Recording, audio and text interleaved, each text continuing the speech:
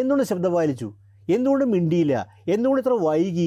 ആ വൈകിയത് കുറ്റകരമായ വൈകലാണ്. എം വി ഗോവിന്ദൻ മാഷ്ട ഭാഗത്ത് കുറ്റകരമായ വൈകലുണ്ടായത്, എം എ വിയുടെ ഭാഗത്ത് കുറ്റകരമായ വൈകലുണ്ടായത്, പിണറായി വിജയൻ്റെ ഭാഗത്ത് കുറ്റകരമായ വൈകലുണ്ടായത്, എ വിജയരാഘവൻ്റെ ഭാഗത്ത് കുറ്റകരമായ വൈകലുണ്ടായത്, കാര്യം എ കെ ബാലൻ്റെ ഭാഗത്ത് കുറ്റകരമായ വൈകലുണ്ടായത്. കാരണം ഇങ്ങനെ കോയിനേജ് കേരളം സൃഷ്ടിക്കുന്ന ആഘാതത്തെക്കുറിച്ച് ഇവർ എന്തുകൊണ്ട് തിരിച്ചറിഞ്ഞില്ല? ഇവരുടെ യുവ നേതാക്കൾക്ക് തിരിച്ചറിഞ്ഞില്ല, ഇവരുടെ വിദ്യാർത്ഥി നേതാക്കൾക്ക് തിരിച്ചറിഞ്ഞില്ല. അതല്ല, അപ്പോൾ ഒരാൾ ചോദിച്ചു ജമാഅത്തെ ഇസ്ലാമിയുമായി ചർച്ച ചെയ്യുമോ? അപ്പോൾ അദ്ദേഹത്തിൻ്റെ ചോദ്യം, അതെന്താ, അവർ മനുഷ്യരല്ലേ, ജമാഅത്തെ ഇസ്ലാമിയുമായും ചർച്ച ചെയ്യും, മുസ്ലിം ലീഗ് മാറി വന്നാൽ അവരെയും ഉൾക്കൊള്ളുമെന്നാണ് പറഞ്ഞത്. കമ്മ്യൂണിസ്റ്റ് പാർട്ടിക്ക് എന്നീ പൗരപ്രമുഖർ എന്ന കാറ്റഗറി എനിക്ക് മനസ്സിലായി. കമ്മ്യൂണിസ്റ്റ് പാർട്ടിക്ക് ദീർഘചരിത്രം ലോകത്തുണ്ട്. നിങ്ങൾ എവിടെയെങ്കിലും ലോകത്തെ ഏതെങ്കിലും കമ്മ്യൂണിസ്റ്റ് പാർട്ടി അതിൻ്റെ പല ഘട്ടങ്ങളിലും, അതിൻ്റെ ആദ്യമ എന്താ പറയുക, ലെനിനുള്ള ഘട്ടം, ലെനിൻ്റെ ഘട്ടം, സ്റ്റാലിൻ്റെ ഘട്ടം, മാവോൻ്റെ ഘട്ടത്തിൽ എവിടെയാണ് ഈ പൗരപ്രമുഖരായിട്ട് സംസാരിച്ചിട്ടുള്ളത്? ഇൻസൈറ്റിലേക്ക് സ്വാഗതം. കേരളത്തിൽ നിയമസഭാ തെരഞ്ഞെടുപ്പ് അടുത്തിരിക്കുന്ന സമയത്ത് രാഷ്ട്രീയ സംഘടനകൾ മാത്രമല്ല, സമുദായ സംഘടനകളും പലതരത്തിലുള്ള ഐക്യശ്രമങ്ങളും കൂട്ടുകെട്ടുകളുമായി രംഗത്ത് വന്നു. ഇപ്പോൾ ഉണ്ടായിരിക്കുന്നത് നായർ ഈഴവ ഐക്യമെന്ന ഒരു പുതിയ ആഹ്വാനമാണ്.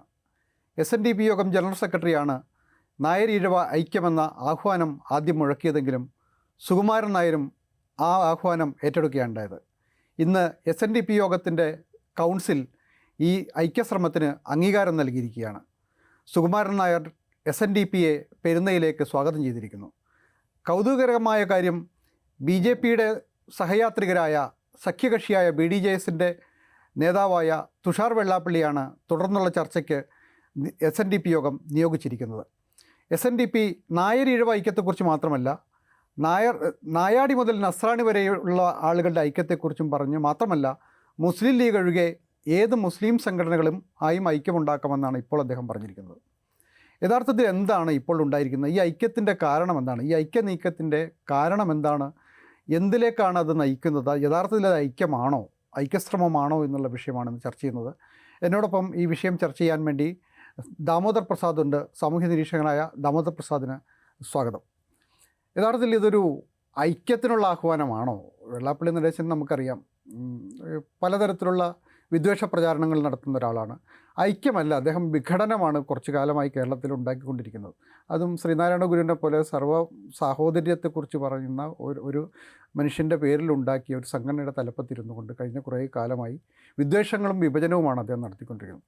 എന്തായാലും ഇപ്പോൾ ഒരു ഐക്യം എന്നുള്ളൊരു സംഗതിയിലേക്ക് അദ്ദേഹം വന്നത് വളരെ നന്നായി എന്നുള്ള അഭിപ്രായമാണ് എനിക്കുണ്ട്. യഥാർത്ഥത്തിൽ ഒരു ഐക്യത്തെക്കുറിച്ച്, ഈ ഐക്യത്തിൻ്റെ ലക്ഷ്യം എന്താണെന്നുള്ളതാണ് നമ്മൾ ആലോചിക്കേണ്ടത്. സുനിൽ പറഞ്ഞ പോലെ ഐക്യം എന്നുള്ളത് നല്ല പ്രയോഗമാണ്. പക്ഷേ ഐക്യം പലതുമുണ്ട്. ഈ ഒരാളെ ആക്രമിക്കാനും ഐക്യപ്പെടാം. അപ്പോൾ ആൾക്കൂട്ടം എന്ന് പറയുന്ന ഐക്യമാണല്ലോ. ഒരു വ്യക്തിയെക്കെതിരെ ഒരുമിച്ച് ആൾക്കൂട്ടത്തിൻ്റെ ഐക്യമുണ്ട്. അപ്പോൾ ഐക്യം എപ്പോഴും ആ ഐക്യം എന്നുള്ള വാക്കുകൊണ്ട് അത് ഒരു പുരോഗമനപരമാവുന്നില്ല.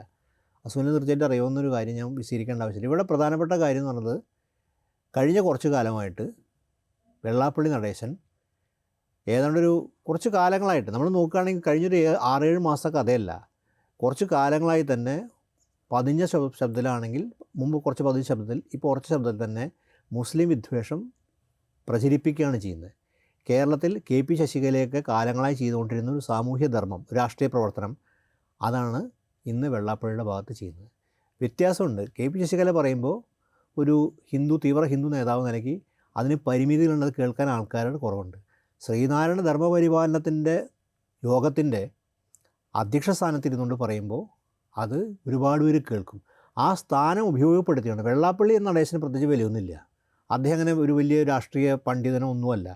ആ സ്ഥാനമാണ്, ആ സ്ഥാനത്ത് ദുരുപയോഗം ചെയ്യണം. അതാണ് അതിൻ്റെ കത്ത്. അതുകൊണ്ട് ആ സ്ഥാനത്തിരിക്കുന്നത് എന്ന് തന്നെയാണ് പ്രശ്നം. ആ സ്ഥാനത്ത് അല്ലായിരുന്നെങ്കിൽ ഒരു മനുഷ്യൻ ഈ അദ്ദേഹത്തിൻ്റെ അഭിപ്രായം കേൾക്കാൻ പോകില്ല.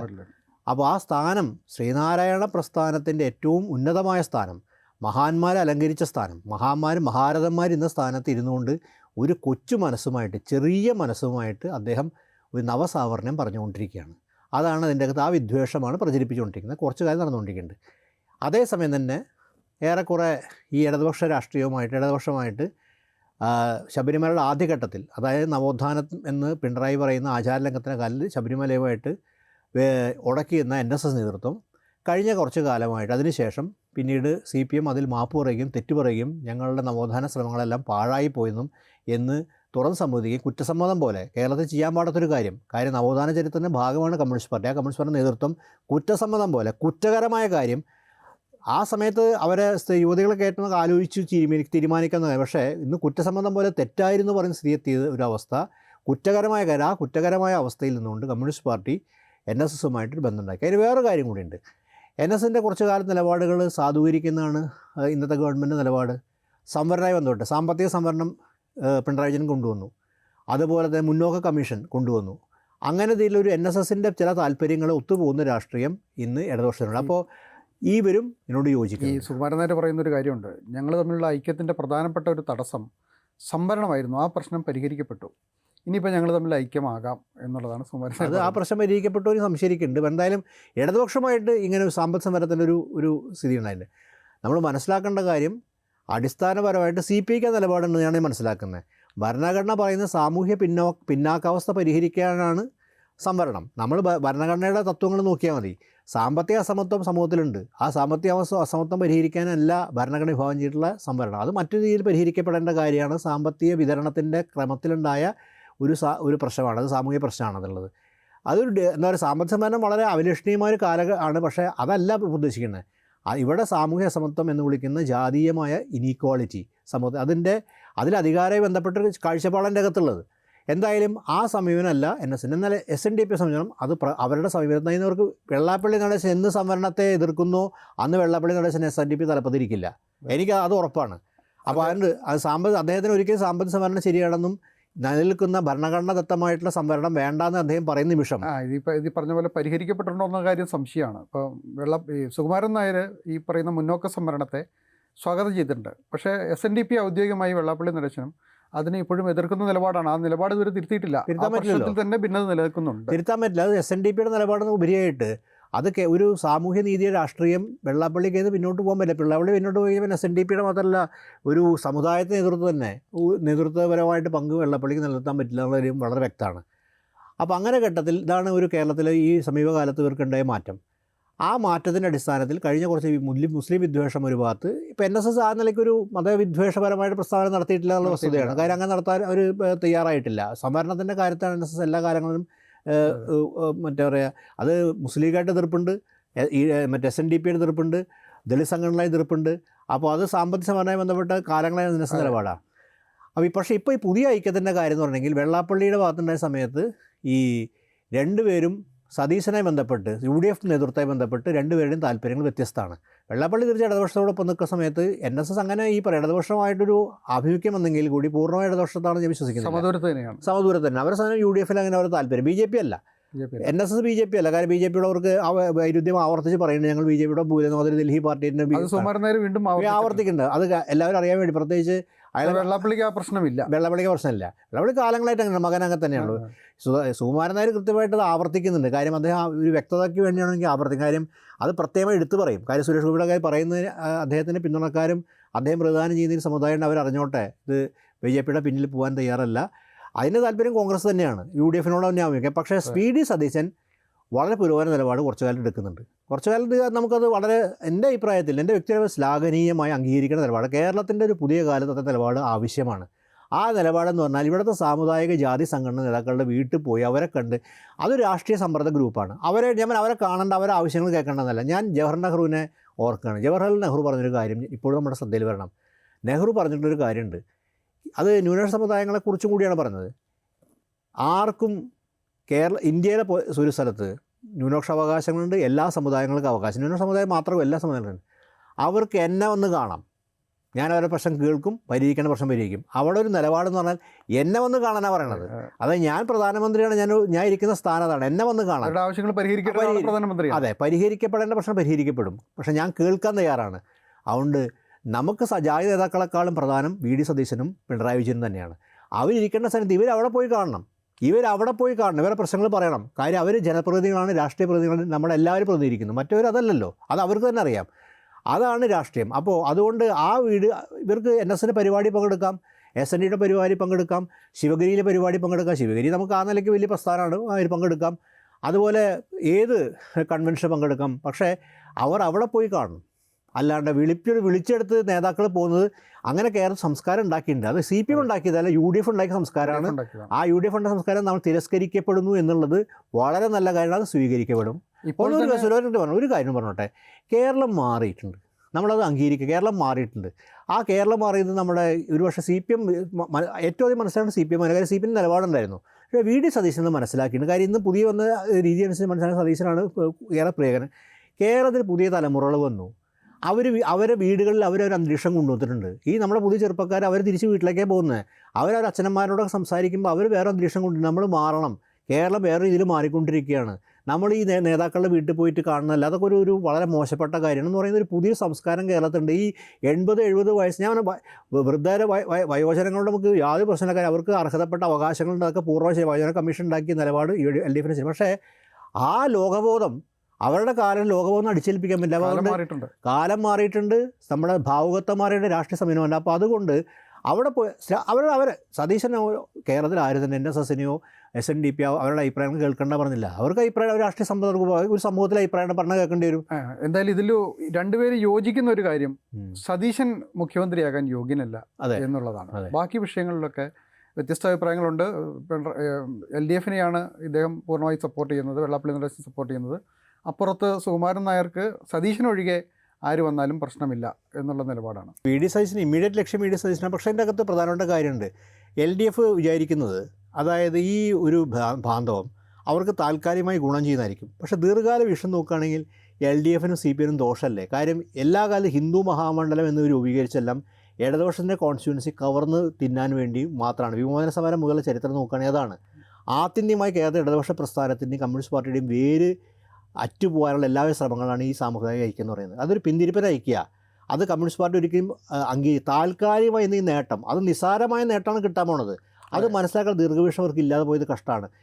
ഇത് തിരിച്ചു വരുന്ന സമയത്ത് ഇപ്പോൾ ഉദാഹരണത്തിൽ സതീശൻ തന്നെ ലീഡ് ചെയ്യണമെന്നില്ലാത്ത സതീശൻ ലീഡ് ചെയ്യും. തീർച്ചയായും സതീശനോട് നമ്മുടെ പൊതുവിൽ സമൂഹത്തിലുള്ള ആഭിമുഖ്യം വേറൊന്ന്.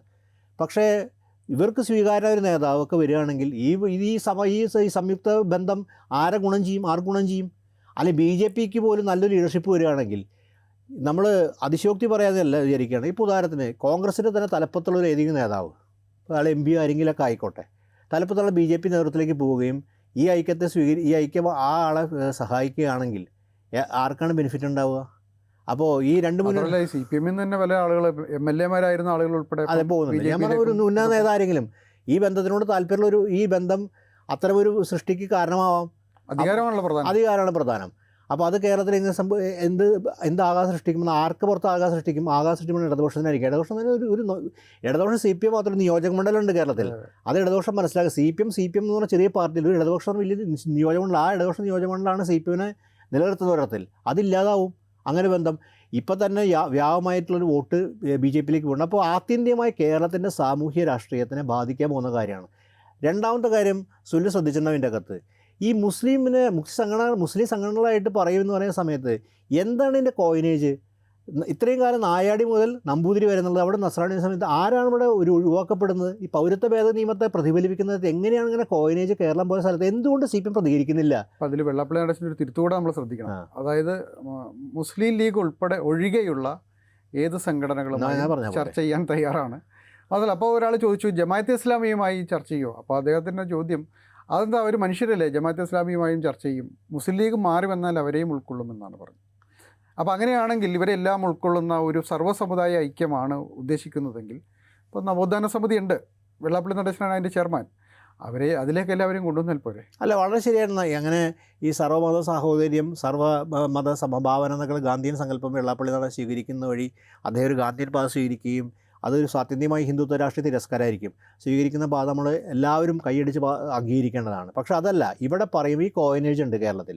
അതായത് ഇത് കേരളത്തിൽ അപകടകരമായൊരു വസ്തുത കേരളത്തിൻ്റെ ഒരു സാമൂഹിക ജനസംഖ്യയും സാമൂഹിക ഘടനയും നോക്കിയാൽ സമ്മിശ്രമായ സാമൂഹിക വ്യവസ്ഥ, സമ്മിശ്രമായ സാമ്പത്തിക ജീവിതം, അങ്ങനെ ജീവിതമാണ് കേരളത്തിൽ. ഇത് നമ്മൾ മറ്റ് സംസ്ഥാനങ്ങളിൽ നിന്നൊക്കെ വളരെ വ്യത്യസ്തമായിട്ടുള്ള ജീവിത രീതി നമ്മൾ പിന്തുടരുന്നത്. കാര്യം നമ്മുടെ നഗര സംസ്കാരം, നമ്മുടെ ഗ്രാമ സംസ്കാരം വളരെ വ്യത്യസ്തമാണ്. അത് കേരളത്തിൽ എങ്ങനെ സംഭവിച്ചോളം ചരിത്രമായി അന്വേഷിക്കേണ്ട കാര്യം. പക്ഷേ നമ്മുടെ സാമൂഹ്യ രൂപീകരണത്തിന് പ്രധാന ഘടകം സമ്മിശ്ര ജീവിതമാണ്. ആ സമ്മിശ്ര ജീവിതത്തിൻ്റെ പുറത്ത് ആഘാതം ഏൽപ്പിക്കുന്ന വിധത്തിൽ എങ്ങനെയാണ് ഈ കോയിനേജ്, അതായത് ഇവിടെ നായർ മുതൽ നസ്രാണി വരുന്ന സമയത്ത് ആരാണ് പുറത്താക്കപ്പെടുന്നതിൻ്റെ അകത്ത്? അത് ആ പുറത്താക്കാൻ വേണ്ടിയാണല്ലോ ഈ കോയിനേജ് ഉണ്ടാക്കി. പിന്നീട് അത് കേരളത്തിൽ പ്രത്യേകം സൃഷ്ടിക്കുന്നു പറഞ്ഞപ്പോൾ ആരോ പറഞ്ഞു കൊടുത്താണ് ഞങ്ങൾ മുസ്ലിം സംഘടനയെ സംസാരിക്കുന്നതൊക്കെ പറഞ്ഞ കാര്യം. അപ്പോൾ ഇതിനെ ആദ്യം എതിർക്കേണ്ട ഇങ്ങനെ ഒരു കോയിനേജ് ഉണ്ടായാൽ കേരളത്തിൽ UDFനെക്കാളും ആദ്യം എതിർക്കേണ്ടത് ആരായിരുന്നു? CPM ആണ്. നമ്മൾ പ്രതീക്ഷിക്കുന്നത് എങ്ങനെയാണ്? CPM രാഷ്ട്രീയത്തിന് നേരെ പുറത്ത് ആഘാതം സൃഷ്ടിക്കുന്നതാണ്. കാര്യം സെക്യുലർ രാഷ്ട്രീയത്തിനോട് കമ്മിറ്റഡായ CPM നേരെ അതിനെ ചാലഞ്ച് ചെയ്യുന്ന രാഷ്ട്രീയമാണ്. എന്തുകൊണ്ട് ശബ്ദം പാലിച്ചു? എന്തുകൊണ്ട് മിണ്ടിയില്ല? എന്തുകൊണ്ട് ഇത്ര വൈകി? ആ വൈകിയത് കുറ്റകരമായ വൈകലാണ്. MV ഗോവിന്ദൻ മാഷ്ട ഭാഗത്ത് കുറ്റകരമായ വൈകലുണ്ടായത്, MA ബിയുടെ ഭാഗത്ത് കുറ്റകരമായ വൈകലുണ്ടായത്, പിണറായി വിജയൻ്റെ ഭാഗത്ത് കുറ്റകരമായ വൈകലുണ്ടായത്, വിജയരാഘവൻ്റെ ഭാഗത്ത് കുറ്റകരമായ വൈകലുണ്ടായത്, കാര്യം AK ബാലൻ്റെ ഭാഗത്ത് കുറ്റകരമായ വൈകലുണ്ടായത്. കാരണം ഇങ്ങനെ കോയിനേജ് കേരളം സൃഷ്ടിക്കുന്ന ആഘാതത്തെക്കുറിച്ച് ഇവർ എന്തുകൊണ്ട് തിരിച്ചറിഞ്ഞില്ല? ഇവരുടെ യുവ നേതാക്കൾക്ക് തിരിച്ചറിഞ്ഞില്ല, ഇവരുടെ വിദ്യാർത്ഥി നേതാക്കൾ തിരിച്ചറിഞ്ഞില്ല. ഇടതുപക്ഷത്തിൻ്റെ രാഷ്ട്രീയ വീക്ഷണം ഏതൊരു മനുഷ്യനും ആദ്യം എതിർക്കേണ്ടതാണ്. ഈ ഒരു കാര്യം പൗരത്വ ഭേദഗതിയത്തെ എതിർക്കുന്ന ആൾക്കാർക്ക് അതിൻ്റെ ലാഞ്ചനയുള്ള, അതിൻ്റെ പ്രതിഫലനമുള്ള ഒരു രാഷ്ട്രീയ ഒരു കോയിനേജിനെ, ഒരു രാഷ്ട്രസങ്കല്പം എതിർക്കാതിരിക്കാൻ നിവൃത്തിയില്ല. എന്നിട്ട് എന്തുകൊണ്ട് ഈ നിമിഷം വരെ മിണ്ടിയില്ല? കുറ്റകരമായിട്ടുള്ള മൗനമാണെന്ന് എന്നുള്ള എൻ്റെ അഭിപ്രായം. എനിക്ക് തോന്നുന്നത് അവരെതിർക്കാതിരിക്കുന്നതിന് കാരണങ്ങളുണ്ടെന്നാണ്. ഇപ്പം നമുക്ക് ഇവരെ വിടാം, ഇവരിതെല്ലാം പറഞ്ഞ് പ്രചരിപ്പിക്കുന്നു. ഓക്കെ, നമുക്കിനി CPMൻ്റെ നേതൃത്വത്തിലേക്ക് നോക്കൂ. ഇപ്പോൾ സജി ചെറിയാൻ കഴിഞ്ഞ ദിവസം പറഞ്ഞത് ഇവർ BJP പറയുന്ന അതേ ന്യായങ്ങൾ തന്നെയാണ്. മലപ്പുറത്തെക്കുറിച്ചും കാസർഗോഡിനെക്കുറിച്ചും ആളുകളുടെ പേരുകൾ നോക്കിയാൽ അറിയാമുണ്ടാകുന്ന ധ്രുവീകരണം എന്ന് അദ്ദേഹം തിരുത്തിയിട്ടുണ്ട്, ഖേദം പ്രകടിപ്പിച്ചിട്ടുണ്ട്. ഇതിന് തൊട്ട് മുമ്പ് AK ബാലൻ, ഇദ്ദേഹം സജി ചെറിയാൻ മന്ത്രി മാത്രമല്ല CPMൻ്റെ സംസ്ഥാന സെക്രട്ടേറിയറ്റ് അംഗമാണ്, കേന്ദ്ര കമ്മിറ്റി അംഗമെല്ലാമായിരുന്ന മുതിർന്ന നേതാവാണ് AK ബാലൻ. അദ്ദേഹം പറഞ്ഞ എന്താണ്, കേരളത്തിൽ UDF അധികാരത്തിൽ വന്ന ജമാഅത്തെ ഇസ്ലാമിയുടെ ആളായിരിക്കും ആഭ്യന്തരമന്ത്രിയാകാൻ പോകുന്നതെന്നാണ്. അപ്പോൾ ഇവർക്ക് ഈ പറയുന്നതുമായി ചേർന്ന് പോകുന്നതാണ് ഇവരുടെ പൊളിറ്റിക്സ് എന്നതല്ലേ യാഥാർത്ഥ്യം? അങ്ങനെ ആ ഒരു അവസ്ഥയിലേക്ക് കേരളത്തിലെ കമ്മ്യൂണിസ്റ്റ് പാർട്ടി ദീർഘചരിത്രമുള്ള, അതായത് 1939 കേരളത്തിൻ്റെ സാമൂഹ്യ നവോത്ഥാനത്തിൻ്റെ ഭാഗമായി ഉണ്ടായ ഒരു കമ്മ്യൂണിസ്റ്റ് പാർട്ടി, അങ്ങനെ ദീർഘചരിത്രമുള്ള മതേതരത്തോട് പ്രതിജ്ഞാബദ്ധമായ രാഷ്ട്രീയമുള്ള കമ്മ്യൂണിസ്റ്റ് പാർട്ടിയുടെ നേതാവ്, ഉന്നതനായൊരു നേതാവ് വന്ന് പറയുന്ന അപകടകരമായിട്ട് കേരളത്തിൽ സാമൂഹികമായിട്ട് ചെരിതിരിവുണ്ടാക്കുന്ന തരത്തിൽ ഒരിക്കലും എന്താ പറയുക, ഒരു തരത്തിലും പറയാൻ പാടാത്ത ഒരു കാഴ്ചപ്പാട്. എന്താണ് അതിൻ്റെ ഉദ്ദേശം? എന്താണ് അതിൻ്റെ അകത്ത് പറയുന്നത്? ആ പറയുന്ന ഉദ്ദേശം എന്ന് പറയുന്നത് കേരളത്തിൻ്റെ അകത്ത് ആഭ്യന്തര വകുപ്പ് എന്ന് പറയുന്നത് ഒരു മുസ്ലിം എന്നാണ് അതിൻ്റെ അകത്ത് ധ്വനി. ജമാഅത്ത് ഇസ്ലാമി എന്ന് പറയുന്നതാണ്. ആ കൈകാര്യം ചെയ്ത് കഴിഞ്ഞാൽ മുസ്ലിം ഇവിടെയാണല്ലോ. ഇവർ വേറെ നെഗറ്റീവ് ഉണ്ടാക്കിയിട്ടുണ്ട്. കാര്യം ജമാഅത്ത് ഇസ്ലാമിനെ CPM UDF നിയന്ത്രിക്കുന്നത്. അങ്ങനെ ഉണ്ടാക്കി കേരളത്തിൽ ഹിന്ദു ധ്രുവീകരണത്തിന് വേണ്ടി ശ്രമിക്കുന്ന പച്ചയായ ശ്രമം എന്തിനാണ് മൂടി വയ്ക്കുന്നത്? എല്ലാവർക്കും മനസ്സിലാവും. കേരളത്തിലെ മനുഷ്യന്മാർക്ക് CPM നേതാക്കൾ വിവേകമില്ലാതുകൊണ്ട് ഉണ്ടാവില്ല. അവർക്ക് വിവേകമില്ലാത്തതിന് അതാണല്ലോ പ്രതികരിക്കുന്നത്. പക്ഷേ AK ബാലൻ പറയുന്നതിൻ്റെ അതിൻ്റെ ഡീകോഡ് ചെയ്യാൻ കേരളത്തിലെ ജനങ്ങൾക്ക് മനസ്സിലാവും. ഇന്ന് മറ്റൊരാൾ സജി ചെറിയാൻ, ഇന്ന് അദ്ദേഹത്തിന് മാപ്പ് പറയേണ്ടി വന്നു. എത്രാമത്തോടെ അദ്ദേഹം മാപ്പ് പറഞ്ഞ് അദ്ദേഹം കണക്ക് നോക്കുന്നുണ്ട്.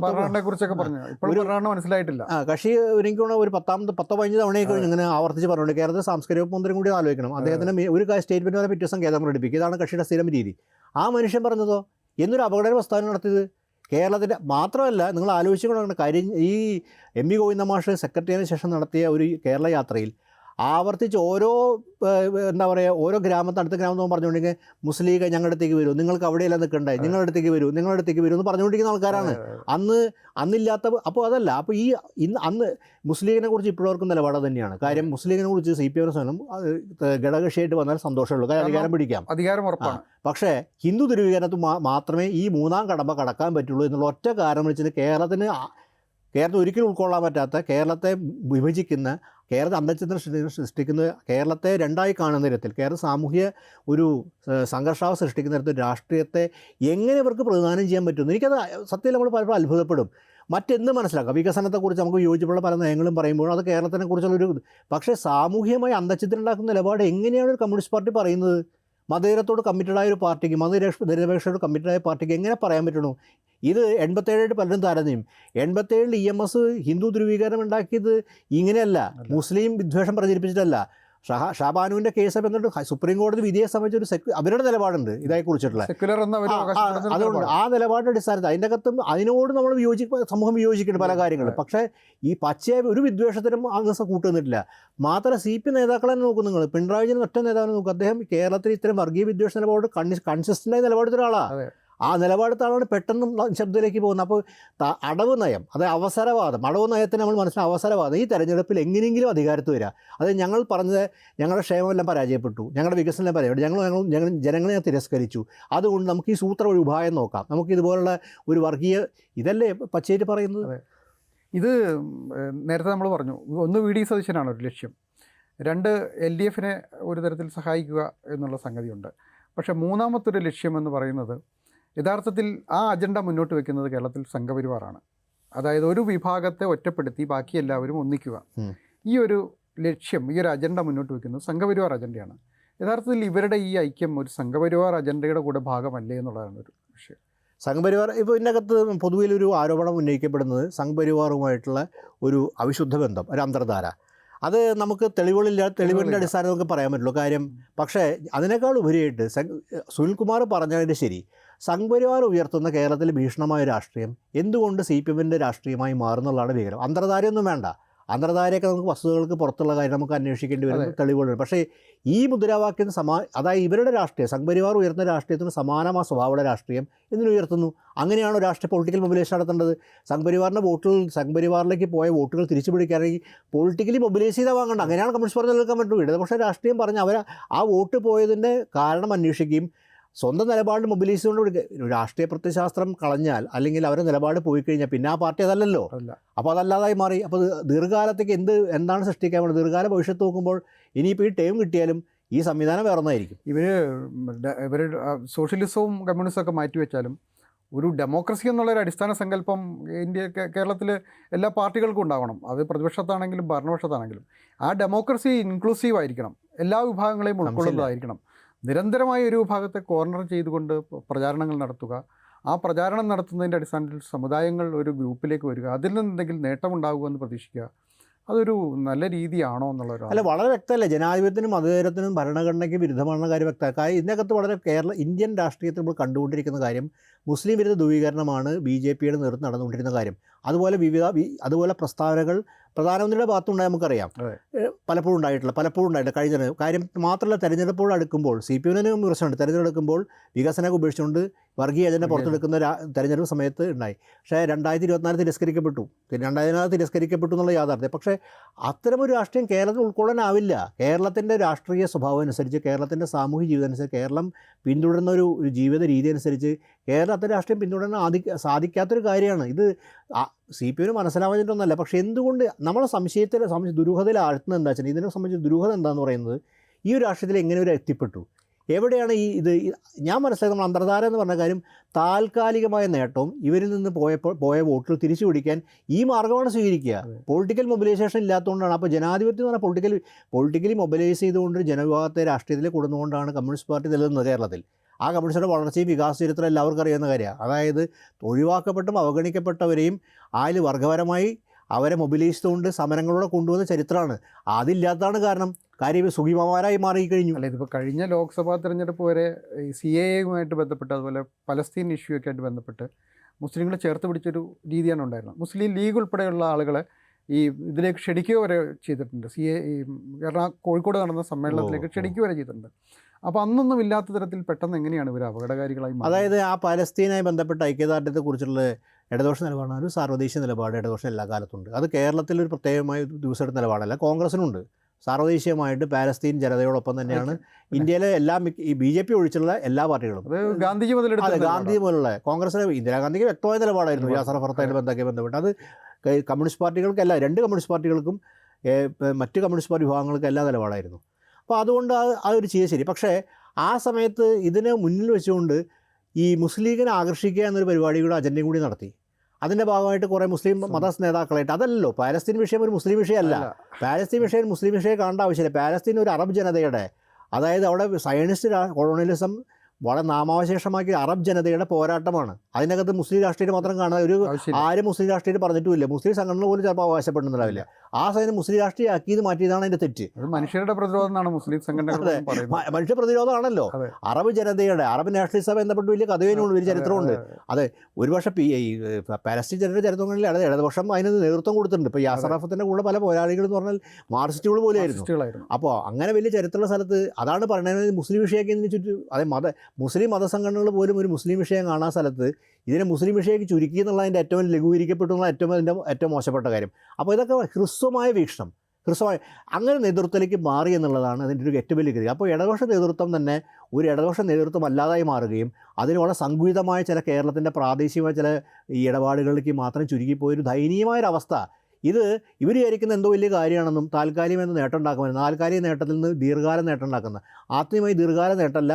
ഇത് വളരെ ഇതിൻ്റെ പരിണിതി എന്ന് പറയുന്നത് ഒരു വലിയ പ്രതിസന്ധി അഭിമുഖീകരിക്കാൻ പോകുന്നതാണ്.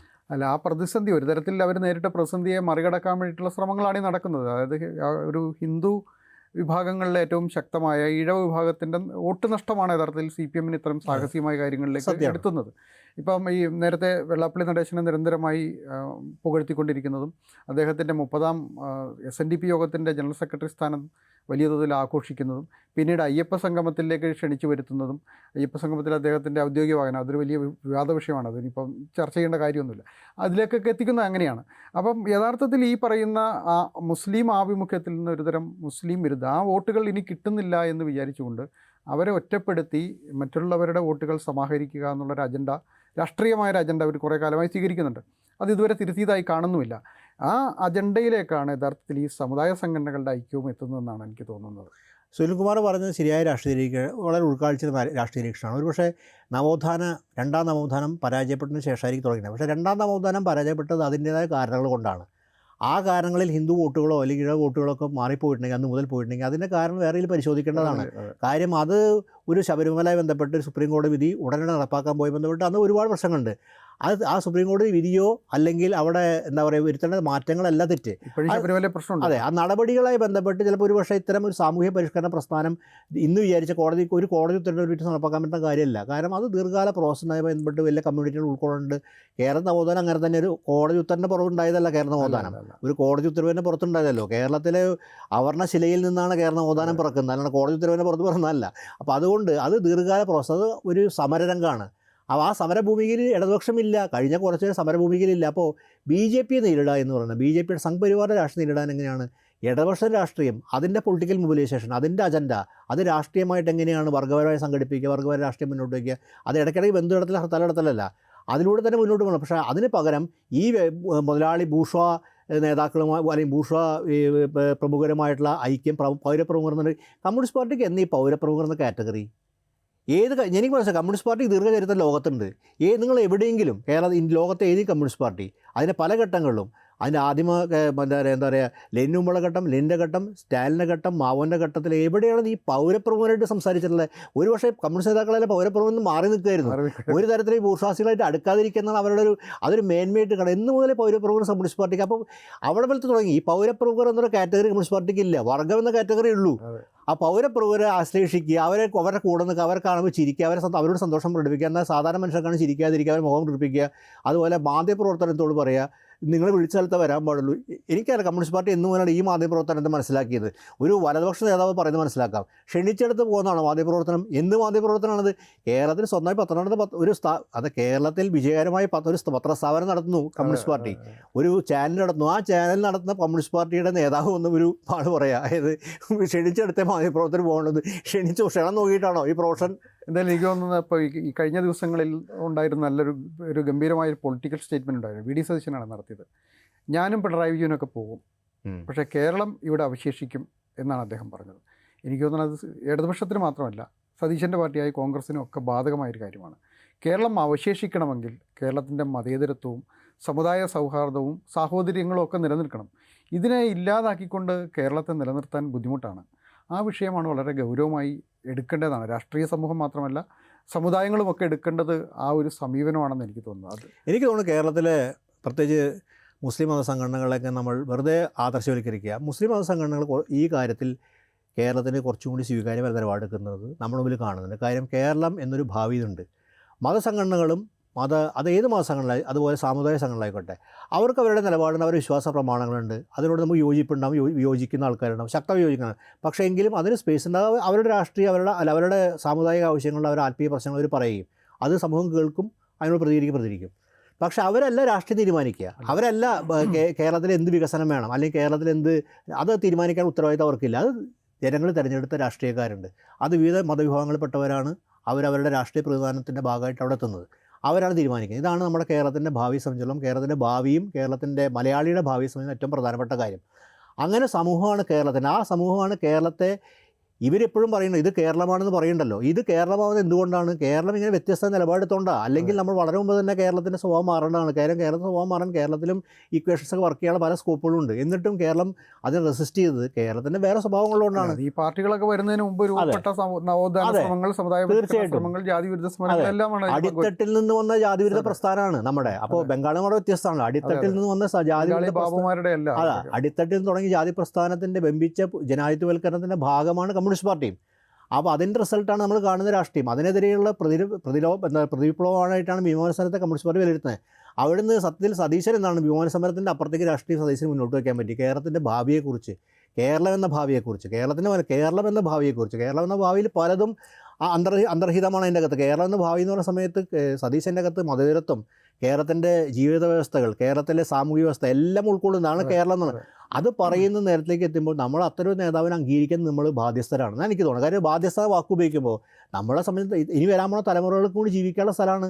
അപ്പോൾ അത്തരം ദീർഘവീക്ഷത്തോട് പറഞ്ഞ പകരം ജമാഅത്ത് ഇസ്ലാമി ആഭ്യന്തര വകുപ്പ് ഭരിക്കുന്നു പറയുന്ന ആൾ ചെറിയ ആളല്ല. ദീർഘകാല രാഷ്ട്രീയ പാരമ്പര്യമുള്ളൊരു ഒരു പക്ഷേ നമ്മൾ വി ഡി സതീശനേക്കാൾ രാഷ്ട്രീയ പാരമ്പര്യം എന്ന് പറയാം. രാഷ്ട്രീയ പാരമ്പര്യം അനുഭവസമ്പന്ന ആൾ വന്ന് പറയാണ് ഇത് ഇങ്ങനെ വളരെ നിസ്സാരമായിട്ട് ഒരു എന്താ മൂല്യമില്ലാത്ത അഭിപ്രായം പറയുന്ന അവസ്ഥയിൽ മാറിയിട്ടുണ്ടെങ്കിൽ അതെന്തിനാണ് പറയുന്നത്? ഈ 3-ാം തവണ കിട്ടാൻ വേണ്ടിയോ അല്ലെങ്കിൽ 3 തവണ കിട്ടാതിരിക്കാൻ വേണ്ടി. എനിക്ക് ആ സംശയം കൂടെ ഉണ്ട്. അദ്ദേഹം പറയുന്നതിലേക്ക് സംശയമുണ്ട് കേട്ടോ. സത്യം പറയണമെങ്കിൽ 3 തവണ കിട്ടാതിരിക്കാൻ എങ്ങനെയാണ് അലമ്പുണ്ടാക്കുക എന്നുള്ളത് ചിലപ്പോൾ അദ്ദേഹം ആലോചിച്ചിട്ടുണ്ടോയെന്ന് പോലും ഞാൻ സംശയിക്കുന്നു. ആയിരിക്കുന്നുണ്ട് അങ്ങനെയുണ്ട്. പക്ഷേ അങ്ങനെ പറയുന്നത്, അപ്പോൾ അങ്ങനെ പറയുന്ന രാഷ്ട്രീയം യു ഡി എഫിനെ പ്രതിദാനം ചെയ്യുന്നുള്ളത് നമ്മളെ സംബന്ധിച്ച് വളരെ അഭിലഷണീയമായ കാര്യമാണ്. അത് എല്ലാവരും നോക്കുന്നുണ്ട്.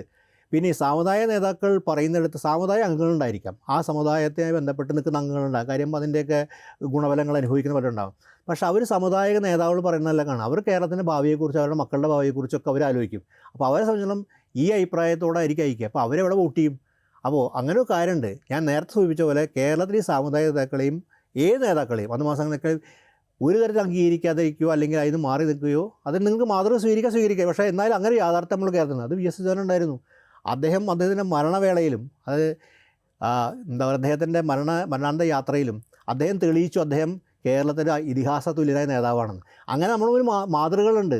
ഉമ്മൻചാണ്ടി കേരളത്തിൽ അങ്ങനെ മാതൃക കാണിച്ചാൽ കാര്യം എല്ലാവരായിട്ടും ഉമ്മൻചാണ്ടി എന്താ പറയുക VS വ്യത്യസ്തമായിട്ട് എല്ലാവരായിട്ടും സമമാനുണ്ട്. പക്ഷേ അപ്പോഴും ആരെയും ഒരു കാര്യം നമ്മൾ ആലോചിക്കണം, ഈ വെള്ളാപ്പള്ളിക്ക് നടപടി എടുത്തത് നൗഷാദിന്റെ സമയത്ത് അന്ന് പരാതി കൊടുത്തത് VM സുധീരനായിരുന്നു. പിന്നെ ആ സമയത്ത് ഉമ്മൻചാണ്ടി മുഖ്യമന്ത്രി നമ്മുടെ രമേശ് ആഭ്യന്തരമന്ത്രിയായിരുന്നു. അപ്പോൾ ആ ദേഷ്യം കൂടി ഉണ്ട്. അപ്പോൾ അങ്ങനെയൊക്കെ ഒരു കേരളത്തിൽ അങ്ങനെ ഒരു ചരിത്രമുണ്ട്. അപ്പോൾ ആ ചരിത്രം നമ്മൾ ഉൾക്കൊള്ളുകയും അതിൻ്റെ ഒരു അത് തന്നെയാണ് കേരളത്തിൻ്റെ ഭാവി.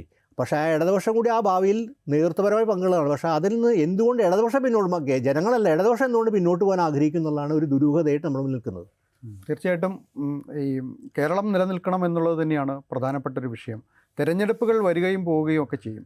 രാഷ്ട്രീയ പാർട്ടികൾ, മുന്നണികൾ വിജയിക്കുകയോ പരാജയപ്പെടുകയോ ഒക്കെ ചെയ്യും. പക്ഷേ കേരളം നിലനിൽക്കണമെന്ന് പറഞ്ഞാൽ കേരളത്തിൻ്റെ മതേതര പാരമ്പര്യം, അതുപോലെ തന്നെ വ്യത്യസ്ത ജനവിഭാഗങ്ങൾ അധിവസിക്കുന്ന ഈ പ്രദേശത്ത് മനുഷ്യർ പാരസ്പര്യത്തോടും സഹോദര്യത്തോടും കൂടി കഴിയുന്ന ഈ കേരളം നിലനിൽക്കേണ്ടതുണ്ട്.